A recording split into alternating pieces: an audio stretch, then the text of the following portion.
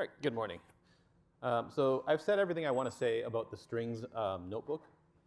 And so what I want to do today is just jump ahead to the arithmetic notebook. So there's not much to say about arithmetic in Bash, but there is something in that notebook that would be useful for the last question on assignment 2. If you've done assignment 2, you've probably already figured out how to do it. It's not very complicated. So let's jump ahead here, then I'll come back to TR and regular expressions.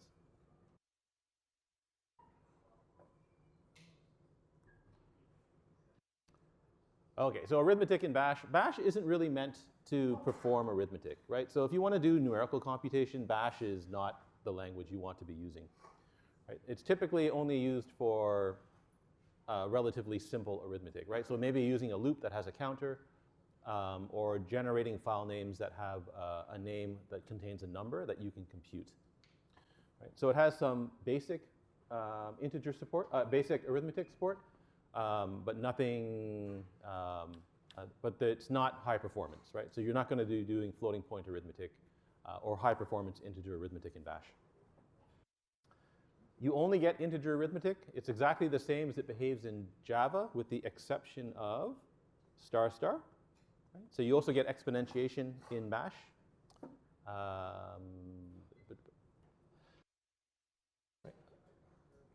If you want to see what all of the operators that you can actually use are, you can just click on that link, and that's the official that's one of the official documentations for the Bash scripting language. Okay, so we've seen an arithmetic expansion, right? So $ double round bracket. You can put arithmetic inside the double round brackets, and that will that gives you the value of the arithmetic expression. If you leave off the $, right? So remember the $sign gives you the value of. So if you leave off the $, and just use a pair of double round brackets, that lets you compute an arithmetic expression, right? It doesn't give you back the value of the arithmetic expression. It gives you back something else, right? So if you just want to write an arithmetic expression, you can do so inside of double round brackets, right? You can assign to variables inside the double round brackets. Spacing does not matter inside double round brackets, and you don't need to use the $ in front of a variable. So here, right? So there I've got z equals x times y. You don't need to use $x and $y to access the values of x and y, right? You're inside double round brackets, so the Bash knows that it must be an arithmetic expression, right? If it sees anything that looks like non-numeric text, it just assumes that it's a variable, right? Sorry, non-numeric text that's not an arithmetic operator, right? It just assumes that it's a variable reference, right? So inside double round brackets, you don't need to use the $. You can, but you don't need to, right? So for example, that line there, right? That gives you, that computes 1 plus 2, stores the value in x, right? Spacing doesn't matter, right? So you can remove the spacing if you want to, right? Spacing after and before the parentheses don't matter at all, right?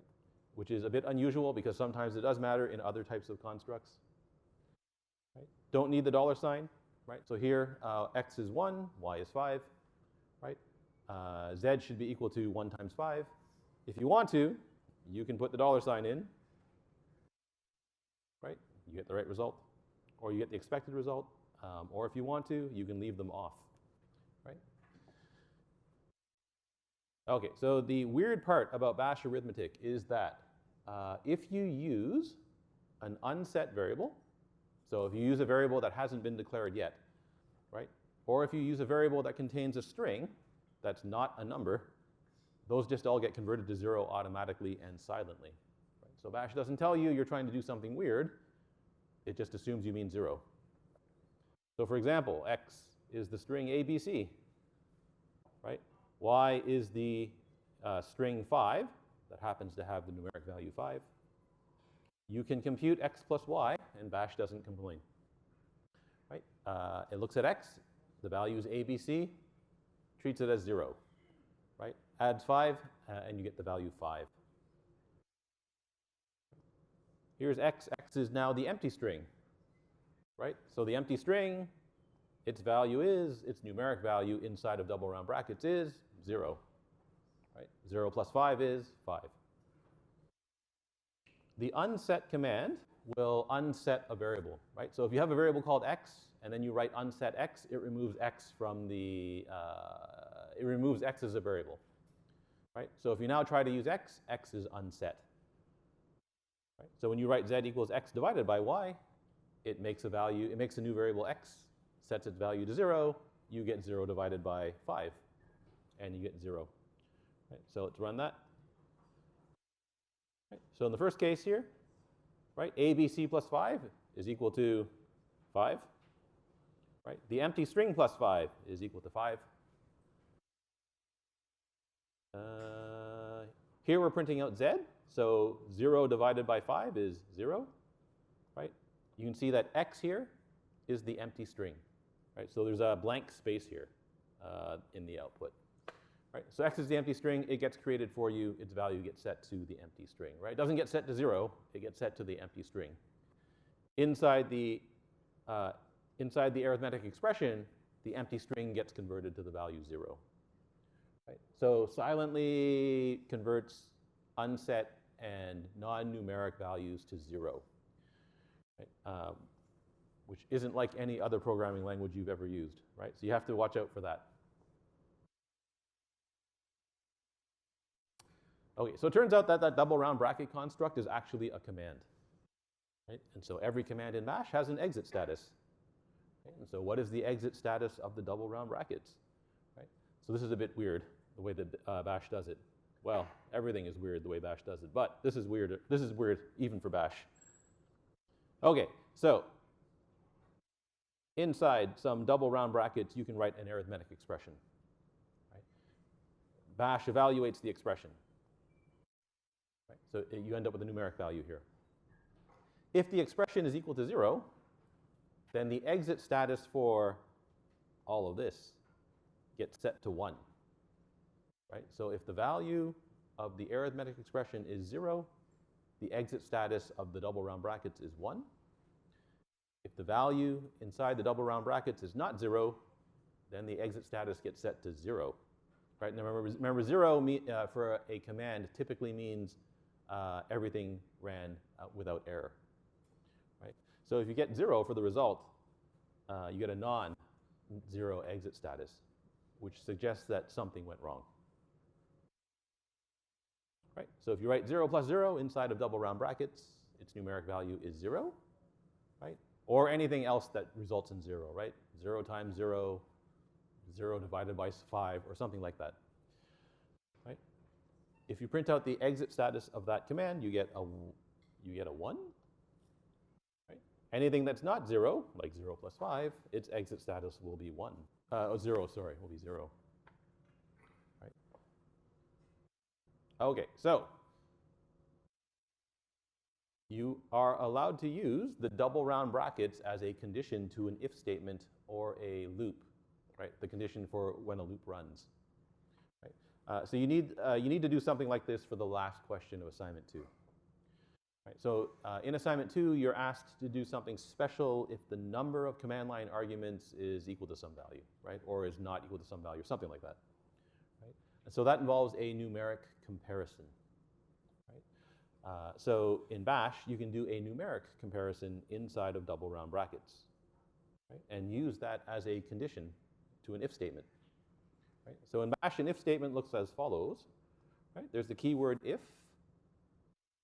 Right? Now, believe it or not, there's a command. Right? It's not a condition, it's a command in bash. Right? There's a semicolon after the command. There's the keyword then. Right? The body of the if statement. And then phi, if spelled backwards, ends the body of the if statement. Right? You need some keyword to end the body of the if statement because bash doesn't use braces or indentation to indicate blocks of code. Right? So it needs some other way to indicate the end of the block. So that little piece of code there checks if the number of command line arguments to the script, right? Number of command line arguments, if it's not equal to 1, right? So you get the usual set of comparison operators, right? It's the same set of comparison operators that Java uses. Right? So if the number of command line arguments is not 1, right, it prints out that the script requires 1 argument, so it gives you an error message. I don't know if I've told you what this does. That redirects the output from here. Right? So it redirects the output from the command and sends it to stream number 2, which is standard error. Right? So that prints that message to standard error instead of standard output. The exit command in bash sets the exit status of a command, in this case of a script, of the script. Right? So exit 1 causes the script to stop, exit, and return an exit status of the value 1. Right? This value here should be non-negative, so it can be 0 or some positive value. I believe it's supposed to be less than 255, or 255 or less. Right? So that's how you can check the number of command line arguments. Right? If your script requires at least 3 command line arguments, well, it's very similar, right? If the number of command line arguments is less than 3, print an error message and exit. Why is this here? True, echo. I'm not sure why this is here. Oh, wait, is this the? No, never mind. Okay. The following script. I'm not sure why this block is here. This cell is here. This is very unusual. There's, this is in the wrong notebook, I think. There's a command called true, and there's a command called false. Right? So the command true always results in the value 0. Right? True sets the exit status of its command to 0. False sets the exit status of its command to 1. Right? Again, I'm not sure why these are in this notebook. This should be in the conditionals notebook. Okay, so the following script here exits with a status of 0 if its first command line argument is evenly divisible by 2. Otherwise, it exits with a status of 1. Right? If you're missing a command line value, if you're missing a command line argument, right, then here, then here, right? So if there's no command line arguments, or if there are more than not equal to 0, dollar number is not 0. Sorry, if there is 1 or more command line arguments, right, the script looks at the first command line argument, stores it in value. Right? Here it's assuming that value, that $1 is actually a numeric value. Right? If it's a string, its value is going to get treated as 0 inside the next if condition. Right? So if the value is not evenly divisible by 2, it exits with a status of 1. Right? Otherwise, you get to the end of the if statement and it exits with a status of 0. So is 2 even? Right? The exit status is 0. Right? Is 3 even? The exit status is 1. Right? It doesn't actually print out the 0 or the 1. Right? So if you just run that again, right, it doesn't print anything. Right? It simply sets the exit status. Right? Now the point of this is that someone can use the exit status of is even as a condition to an if statement. Right? And we'll look at that in more detail probably in the next lecture or two, right, when we actually talk about if statements properly. Okay, so you've used, hopefully you've done assignment 2 by now, right, or at least the first question. So you've seen this thing called random. Right? So in bash, random stores a random value between 0 and 32767. Right? So it's the same number of even numbers as there are odd numbers. Right? Every time you use the variable random, you get a different random value. Right? So it looks like a function, sort of. Right? I'm pretty sure it's actually a variable. And so every time you try to dereference its value, bash just gives it a new random value. Assigning a value to the variable seeds. Oh, right. You are allowed to assign a value to random if you want to. Right? All that does is it sets what's called a seed for the random number generator. We don't really talk about how you generate random numbers in this course, so that's not super important for us. You can assign a value to it, but if you use random again, you get a different random value. You can unset random. which is also weird, right? So you can write unset all caps random, and then it doesn't become it's no longer a random, it's no longer a variable that holds a random number, right? It loses all special meaning. Okay, so if you want to generate if you want to write a script that generates a random number between some fixed lower range and some fixed lower value, some fixed upper value, right? The following script will do it for you. Right? So if there are no command line arguments, right, it just behaves as if you called random. If you give it one command line argument, right, then it behaves the same as the random class in Java if you call next int and don't give it a bound. Right?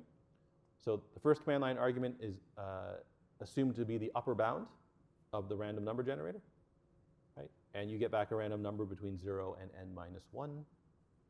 Right? If you give it two command line arguments, then you get back a value between m and n minus 1. Right? The first command line argument and 1 minus the second command line argument. Okay, so if the number of command line arguments is greater than 2, right, then you have the wrong number of arguments, so it prints an error message and exits. Right? If the number of command line arguments is equal to 0, right, I just want a random number between 0 and 32767, right? So I can get that by just looking at the value in the variable random.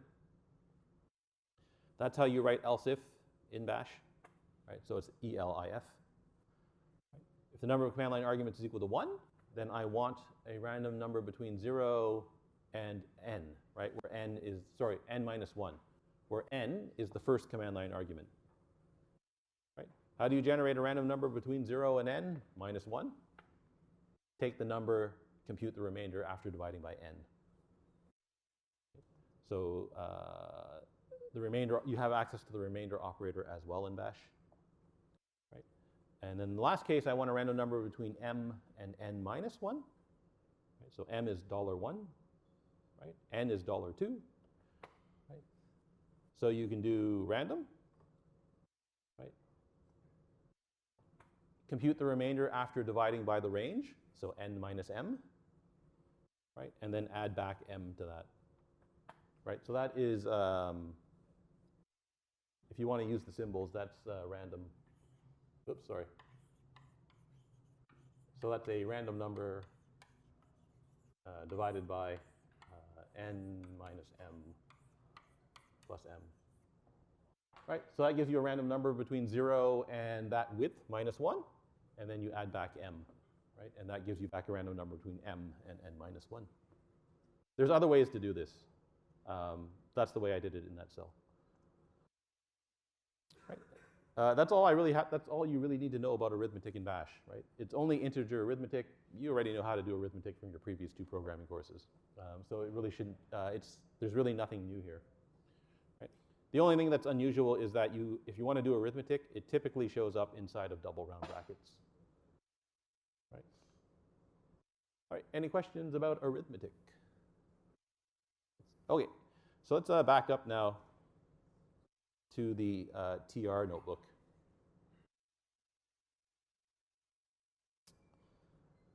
All right, so the previous topic was strings, right? And so this is sort of a continuation from the strings lecture. So there's a way, so the string manipulations that oh, sorry, question. This is the TR command now. So in the previous strings lecture, you saw that there were several different ways to compute things on strings, right? You can remove the trailing part of a string, you can remove the leading part, you can replace certain characters, right? It's kind of clunky that the way bash does things, right? And it's kind of hard to remember exactly what symbols you need to use in order to do certain operations. Right? On the quiz, I actually tell you what the operations are, so don't commit them to memory. I.e., where's strings, right? So for example, if you need to remove the trailing part of a string, right, I tell you, you do it that way, right? Don't commit that to memory. It's not, there's no point to doing this, All right, so if you want to do things like replace characters in a string or replace multiple characters in a string or delete particular characters from a string, there's a command that does that for you, right? So it's called tr. tr is short for translate, but notice that it does other things as well, right? It will also squeeze or delete characters from a string or standard input. Oh, sorry, it works from standard input and then writes to standard output. Okay, so how do you use tr? Right? The command is named tr. So is command name one or more options, right? Then there's a sequence of characters. This is actually a set. So it's sorry, it's not a set. It's some sequence of characters to convert from. Right? Sequence 2 is optional. You need it for some of the options, and it shouldn't be there for the other options. Right? Sequence 2 is the sequence of characters to convert to. Right? So if you're converting from one set of characters to another, that's the set of characters to convert from. That's the set of characters to convert to, right? So if you give it both sequence 1 and sequence 2, tr runs in what's called translation mode, right? Each character in sequence 1 gets translated to its corresponding character in sequence 2, right? If the command sees a character that's not in sequence 1, right, then that just gets passed through unchanged. So tr takes its input from standard input, right? So if you want to apply the command to a string stored in a variable, right, you end up printing the string or using echo and pipe the output to tr. Right? So in other words, tr expects everything from standard input. So for example, I'm just going to do it here. Okay, so tr ABC 1, 2, 3. Okay, so what this does is that anytime tr sees an A, it's going to convert it to a 1. Right? Anytime tr sees a B, it's going to convert it to 2. And anytime tr sees a C, it's going to convert it to 3. Anything that's not A, B, or C just gets unchanged. Right? This takes input from standard input. So you press enter, and now you have to type in some text. Right? So A, B, C, A, B, C, A, B, C, X, Y, Z. Right? Press enter, right? And it translates that line of code. Right? A, B, C, why did it do that? A, B, C, That's not the way it's supposed to work. A, B, C.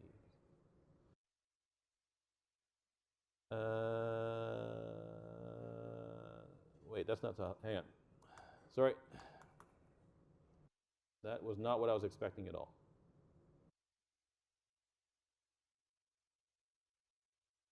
Yeah. Oh, sorry. Haha. Wrong syntax. Oh, wait. Now I got to restart bash. Hang on.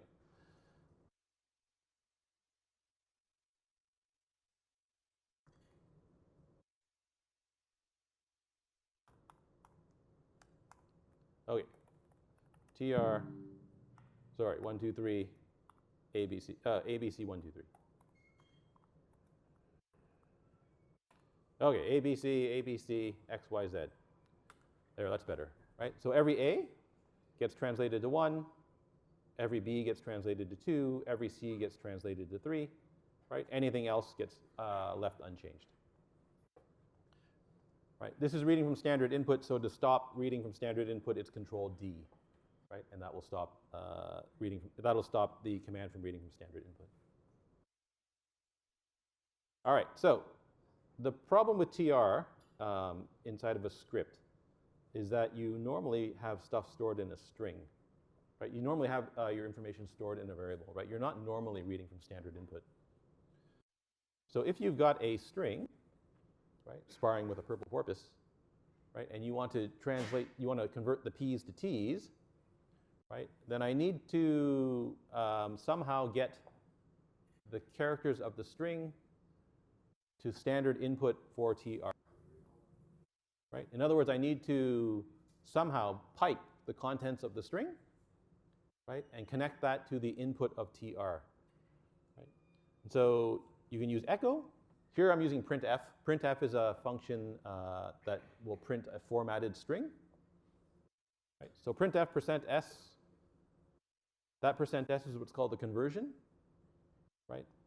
It's going to look at whatever this is here and treat that as though it were a string. Right? So print that as though it were a string. You can convert to numbers and other things as well.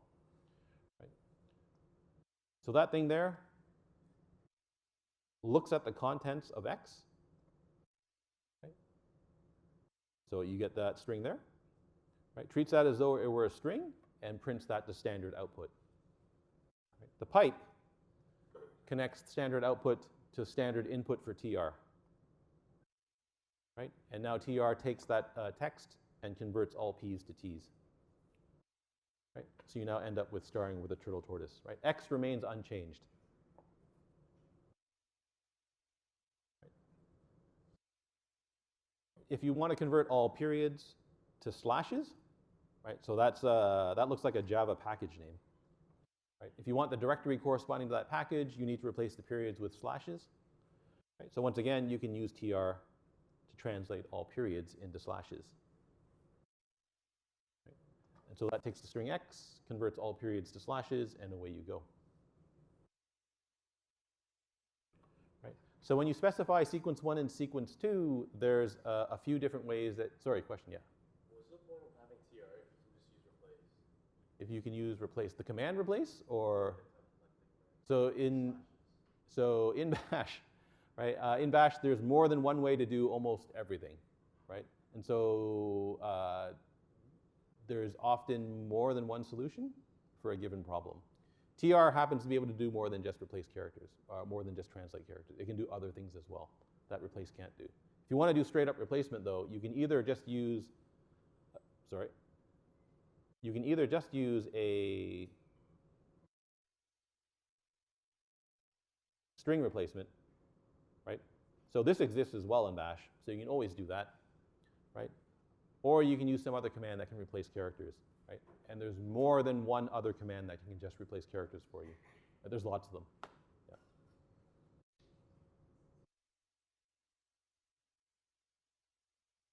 All right, so when you specify your two sets of characters, right, sequence 1 and sequence 2, there's 3 different ways that you can specify them. Right? So you can leave them as just plain old strings.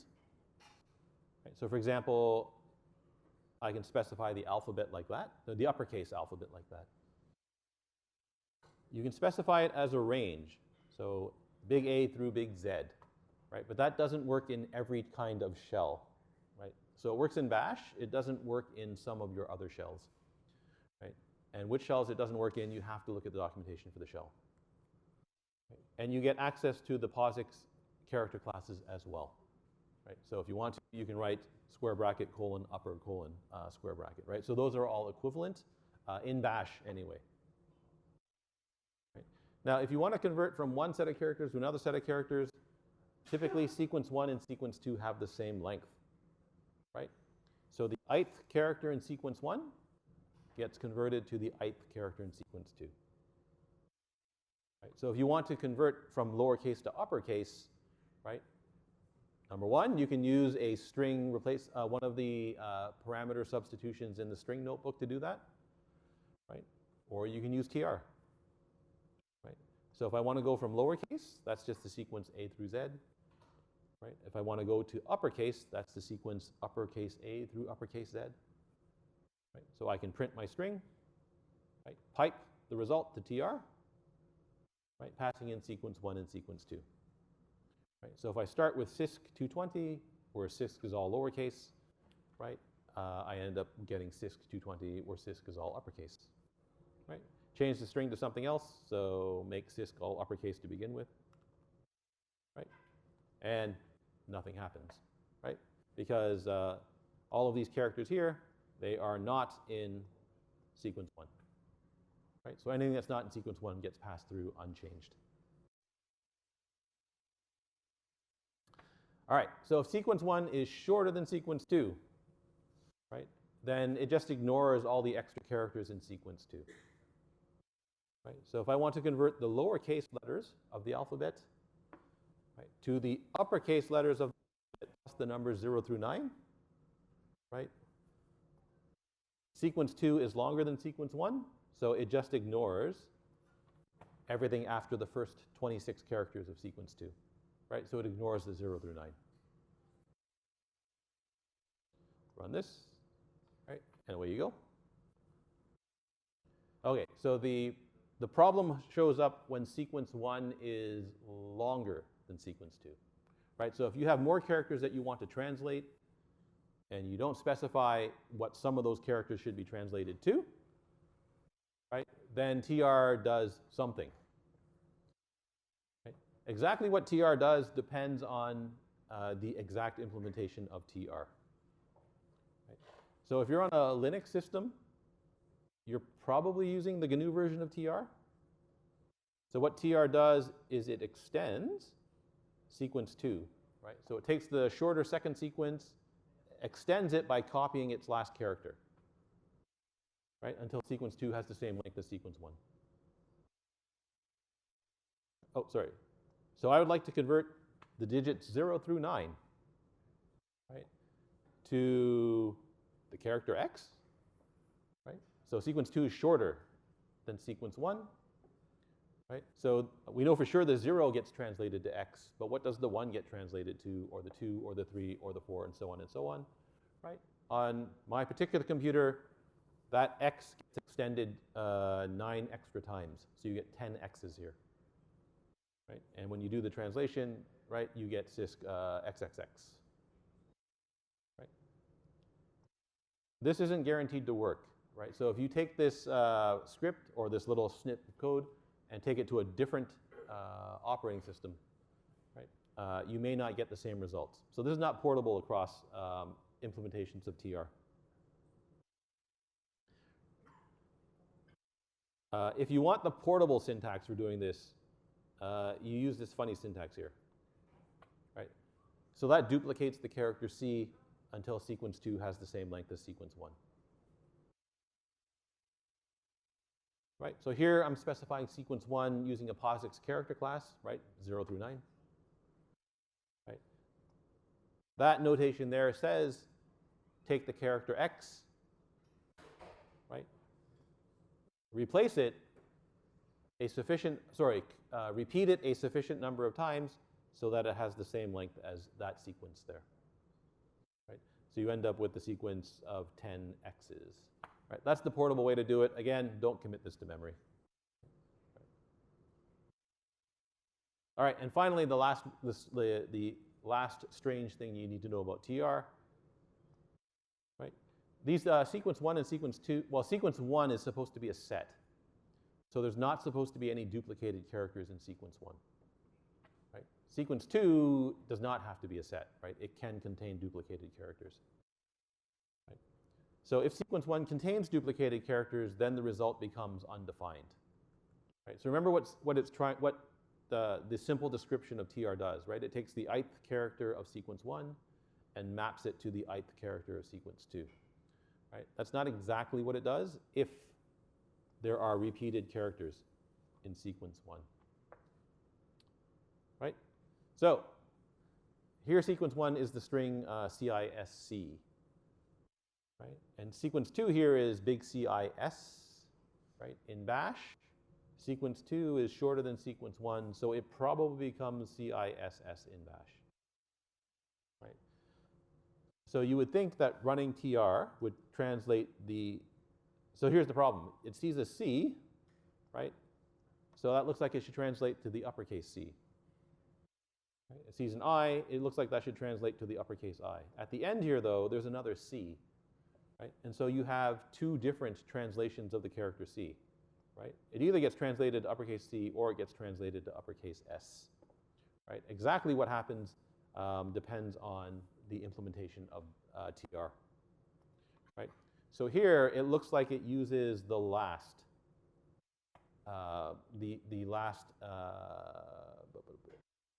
character C and S.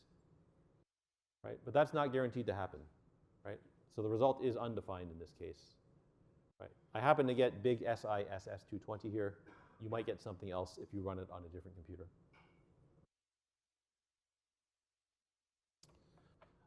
Okay, so TR is called TR because it translates, but that's not all it does, right? It will also delete characters for you, right?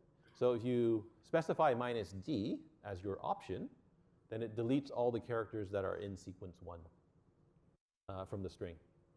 Right? Sequence 2 is not used in this case. Right? So there's my string 2022-10-21. Right? I would like to remove all the dashes from this string. So remove all the dashes from this string. Right? So sequence 1 is the dash. Right? Call TR with -D to delete all dashes. Right? And you get 2022-10-21. Right? The dashes are gone. Right? It will delete all characters that are here. Right? So you have to be careful with the dash. 0, 1, 2. Right? So that will delete all of the characters equal to 0, 1, or 2 from the sequence. So you get dash dash. Right? Dash at the end. Empty string, right? Deletes everything.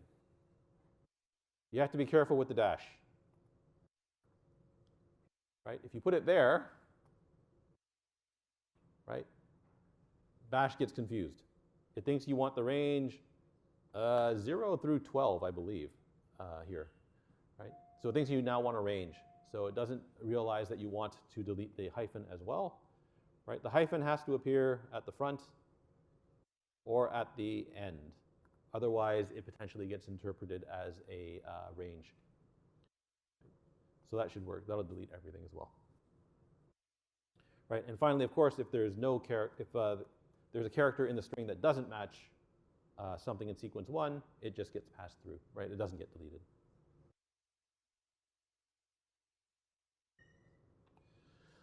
All right, so squeeze, so you can remove repeated sequences of characters using TR as well. Right? So -S is the option that squeezes repeats of characters from a string. Right? So by repeats of characters, it means anything that appears in sequence 1. Right? So those all get replaced with a single instance of the character. Right? So if you have a string that contains long stretches of spaces, right, and you would like to get rid of the duplicated spaces, right, then you can specify sequence 1 as the space character, right, and ask TR to squeeze out all repeats of the space character. Right? And so that will remove all the duplicate spaces and replace it with a single space. Right? And so you get A, B, C, D, E, F, and G, right? Everything, all runs of repeated spaces get replaced with a single space. And finally, if you want to, oh, there's a missing example here. You can do squeeze and deletion at the same time, right? In which case, deletion runs first, and then squeezing runs second, right? So it deletes anything in sequence 1, and then it squeezes using stuff in sequence 2, right? Insert your own example here to play with it and find out. So that's the TR command. There's the reason that the TR command is here is because, number one, it's to show you that there are different ways of performing the string operations that were described back here, right? So using this syntax here, right, you can replace patterns in a string, right? But you could also do it using TR, right? Similarly, you can so you can remove, you can replace characters in a string, again using one of the variable expansions, right? Or you can use TR, right? There's other useful reasons for for showing you TR here as well, right? You can see there's an example of a pipe, right? So we told you about pipes earlier in the course. Here's an example of where you might want to use one. Right? It's an example of a command that reads from standard input. Right? Now, a lot of the time, you'll have a command that you want to use, but your information, your data that you want to pass to the command, you don't want to have to type it in on the keyboard. Right? It's stored in a variable somewhere. Right? And so that's where the pipe comes in handy. Right? That's where printing the thing and then piping it to TR, right? So that's useful to know. Finally, there's a command substitution here. right? All of that right there is a command substitution, right? Print the string, send the result to tr, right? And then capture, right? So dollar round brackets, capture the result of the command and store that in a variable, right? Called y. And now you can use y, and now the variable y holds the result of the translation, right? So it's not so much that I care that you know how to use the tr command, right? It's useful to know that it's there, right? But really the purpose of all this is to apply a bunch of the things that we've been learning in the course so far, right? There's a pipe, a command substitution, and the use of a bunch of commands here. All right, any questions about content in this notebook here? Again, don't memorize how to use tr, right? If you be aware that it exists, but just look up how to use it if you need to use it, right? At least for the purposes of this course. All right, regular expressions. Yeah, I guess we can start this notebook. Okay. Has anybody here used a regular expression before? Yes? A couple? Yes. All right. I don't think, this is not normally something that would appear in CISC 121 or CISC 124. Right. Okay, there's a quote to start things out with. Right? So some people, when confronted with a problem, think, I know, I'll use a regular expression. Now you have two problems. Right? Regular expressions are, they're cool, but they're no fun to use. Right? So a regular expression is in effect a miniature language. Right? So now you have to use a language within a language. Right? So a regular expression, normally people just call these regexes. Right? It's a sequence of characters that specify a pattern. Right? Now we've already seen some primitive pattern matching in bash. Right? So you know that for file name expansion and for the string operations, right, you can use the question mark and the star. Right? Question mark, any single character, star matches zero, any sequence of 0 or more characters, right? So there's already very primitive pattern matching built into bash itself, right? A regular expression is a completely different way of specifying a pattern of characters, right? It has its own syntax that is different from bash, right? It's not the same as bash, right? So all this regular expression stuff that I'm telling you about, it exists outside of bash.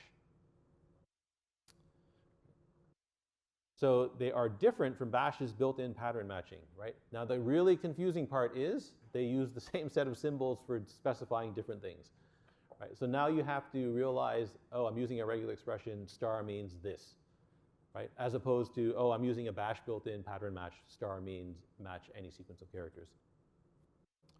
Right? So the idea behind regular expressions comes from theoretical computer science, right? So all of these, well, not all, you don't take that many theory courses in CS. Right? But some of the stuff that you will either have encountered or will encounter, right? These ideas led to regular expressions, right? So at some point you learn something about formal language theory, right? And that's where the idea behind a regular expression came from. Right? So if you need to search for some pattern of text, there's a good chance that you can write a regular expression to match that text. The problem is there's a pretty high chance that that pattern matches something that is not the text that you want. So it's a little bit tricky to write, it's more than a little bit, it's extremely hard to write a regular expression that does exactly what you want. Okay, so I cannot possibly cover everything about regular expressions. I'm only going to give you a very shallow view of regular expressions. You can buy entire books on how to write regular expressions. Right? So we're not going to go into great gory detail. Okay, this is also another introduction to conditional statements. So we haven't looked at if statements yet. We haven't looked at conditions in bash. Right? So here's an example. Here's another example of an if statement in bash. Right? So remember, I've shown you the double round. Right? Double round brackets. You can use that as a condition for an if statement if you're doing something numerical. If you're doing something with strings, right? It's probably the case that you want double square, right? Now in this course, I only show you the double square. There's also a single square, right? So in this course, make sure you use the double square because the single square does something else, right? It behaves differently than the double square. All right, so that right there says if you have a variable called str, right, so that contains a string, right, and you have a regular expression. So a regular expression is just another string that defines a pattern, right? You can test if the string matches the regular expression by writing equals tilde, right? So that's a new operator there, right? So equals tilde will check if that string is equal to the regular expression, right? It will also test if the string matches the pattern described by the regular expression, right? So we say that a string matches a regular expression, right? The string matches the pattern defined by a regular expression. Okay, so when you write it that way, that tests if any part of that string contains the pattern defined by that regular expression. Right? Notice that there's no quotes, right? So there's no quoting going on inside the square brackets, right? There's a big yellow box here, right? So you have to be careful when you quote the regular expression. Right? So if you quote the regular expression, right, then the entire pattern to be matched gets treated as a string. So, sorry, if you quote that thing there, right, then it no longer does regular expression pattern matching. It does straight up string matching, right? So does that string equal that regular expression? So if you quote the regular expression, it turns off the regular expression matching, right? Which is super confusing because a lot of the time as a new bash programmer, you're quoting everything because you're worried about word splitting, right? Now if you quote the regular expression, everything blows up on you and it doesn't do regular expression pattern matching anymore. Okay, so there's a little script here that you can play around with that lets you test whether a string matches a regular expression, right? So it expects two arguments, right? One is the string, the second one is the regular expression, and this thing just prints out whether or not the string matches the regular expression, right? So string, that's your first argument.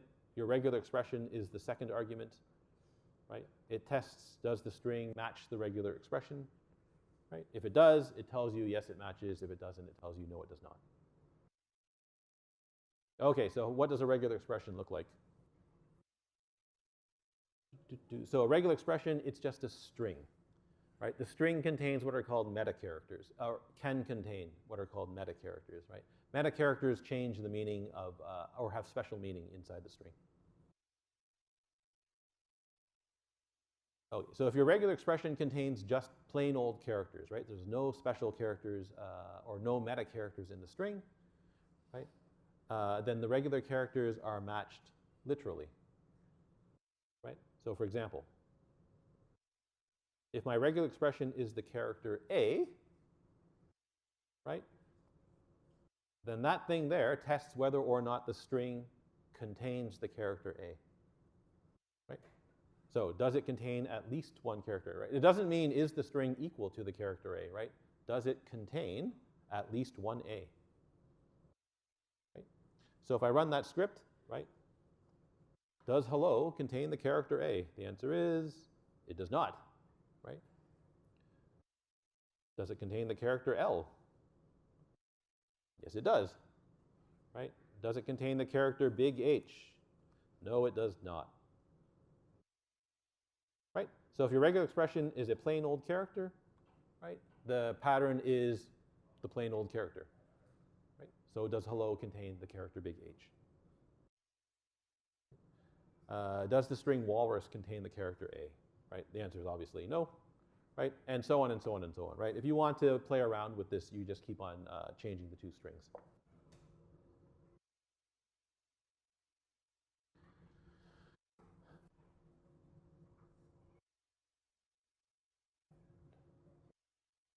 Okay, so if you specify more than one character, right, now it's asking, does that regular expression contain that substring, a and d? Right? So in other words, the a and d have to appear together. Right? So does hangry contain and? The answer is no. Right? Does Sandman contain and? Yes, it does. Right? The and is right there. Right? So plain old characters, it's basically looking for does it contain the character or does it contain the substring? This is probably a good place to stop because I have to go through all these meta characters now. So let me just very quickly tell you about what the special characters are in a regular expression. Right? So the special characters are as follows. Right? You have the caret, the dollar sign, the period, the star, the question mark. So this is the problem, right? So remember, this part's important here. So before you go, right, the regular expression, right, is not bash, right? It's a completely separate language on its own, right? So inside a regular expression, the dollar sign has special meaning, right? It does not mean the same thing as the bash dollar sign, right? The star and the question mark, special meaning inside of a regular expression, right? They do not mean the same thing as the star and the question mark in a bash pattern match. Right? So just keep that in mind as we move forward with the rest of this notebook. All right, so that's all we have for this week. Oh, you guys know there's no class on Monday, right? Everybody knows this? Right? Monday is Indigenous Reconciliation Day, so there's no class on Monday.